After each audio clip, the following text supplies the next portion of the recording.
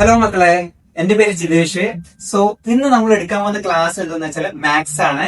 മാത്സിലെ ഏറ്റവും ബേസിക് ആയിട്ടുള്ള ഒരു ടോപ്പിക്, അതായത് ട്രയാങ്കിൾസിനെ പറ്റി. ട്രയാങ്കിൾ തന്നെ ഏതാ? റൈറ്റ് ആംഗിൾ ട്രയാങ്കിൾ അല്ലേ? ഞാൻ ജസ്റ്റ് ഒരു ഫിഗർ വരക്കാം. നമ്മൾ ജസ്റ്റ് റൈറ്റ് ആംഗിൾ ട്രയാങ്കിൾ വരക്കുന്നു. എന്നിട്ട് ഇത് ജസ്റ്റ് തീറ്റ എന്ന് അടയാളപ്പെടുത്തുന്നു അല്ലെ? നമ്മൾ ഓൾറെഡി കേട്ടിട്ടുണ്ടാവും, നമ്മൾ ഗ്രീക്ക് ലെറ്റർ ആണ് തീറ്റ. ഏതെങ്കിലും ജസ്റ്റ് ആംഗിൾസിനൊക്കെ മെൻഷൻ ചെയ്യാൻ വേണ്ടി യൂസ് ചെയ്യുന്നതാണ്. അപ്പൊ എന്തൊക്കെയാണ് ഇതിന്റെ പ്രോപ്പർട്ടീസ് അല്ലെ? ഈ തീറ്റയ്ക്ക് നേരെ വരുന്നതാണ് ഓപ്പോസിറ്റ് സൈഡ്. Opposite side. ഇനി തീറ്റയുടെ ഏറ്റവും അടുത്ത് കിടക്കുന്നതാണ് അഡ്ജസന്റ് സൈഡ്. ഇനി ഏറ്റവും വലിയ ട്രയാങ്കിൾ ഏറ്റവും വലിയ സൈഡ് നമ്മൾ പറയുന്നതാണ് ഏതാ? ഹൈപ്പോട്ടന്യസ്. ഹൈപ്പോട്ടന്യസ്. സോ അതിന്റെ ഏറ്റവും നല്ല പ്രോപ്പർട്ടി, നമ്മുടെ മാത്സിലെ ഏറ്റവും നല്ലൊരു പ്രോപ്പർട്ടിയാണ് നമ്മൾക്കറിയാം, സൈന് കോസ് ടാൻ അല്ലെ? സൈനുണ്ട്, കോസ് ഉണ്ട്, ടാൻ ഉണ്ട്. അപ്പൊ എന്താണ് അത്? സൈൻ എന്ന് വെച്ചാൽ എന്താ? സൈൻ എന്ന് വെച്ചാല് opposite side by hypotenuse. Opposite side by hypotenuse. ഇനി കോസ് എന്ന് വെച്ചാലോ? Adjacent side by hypotenuse. ഞാൻ മലയാളത്തിലും ക്ലാസ് പറഞ്ഞുതരാം. അതുപോലെ തന്നെ ടാൻ എന്ന് വെച്ചാല് opposite side by adjacent side. Opposite side by adjacent side. ഇനി ജസ്റ്റ് മലയാളത്തിലും കൂടി മക്കൾക്ക് പറഞ്ഞാൽ, മലയാളത്തിൽ ഓപ്പോസിറ്റ് സൈഡ് എന്ന് പറയുന്നത് എതിർവശം. എതിർവശം ബൈ ഹൈപ്പോട്ടനിയസിന്റെ പേരെന്താ? കർണം.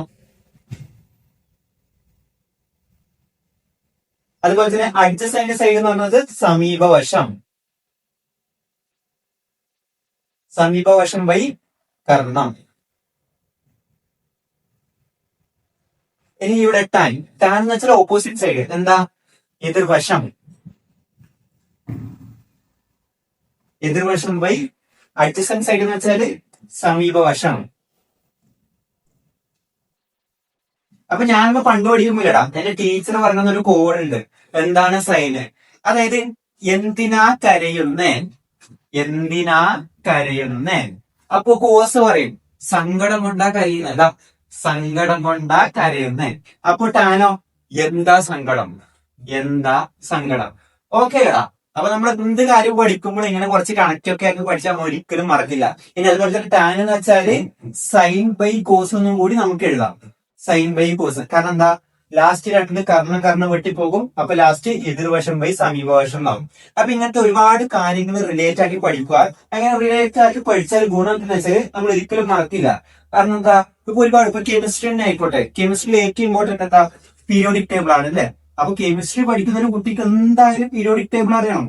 പീരിയോഡിക് ടേബിളിൽ ഏതൊക്കെ ഗ്രൂപ്പ് ഉണ്ട്? ഇപ്പോ 1 to 18 ഗ്രൂപ്പ് ഉണ്ട് അല്ലെ? ആ ഗ്രൂപ്പിൽ ഇപ്പോ ഒരു 13ാമത്തെ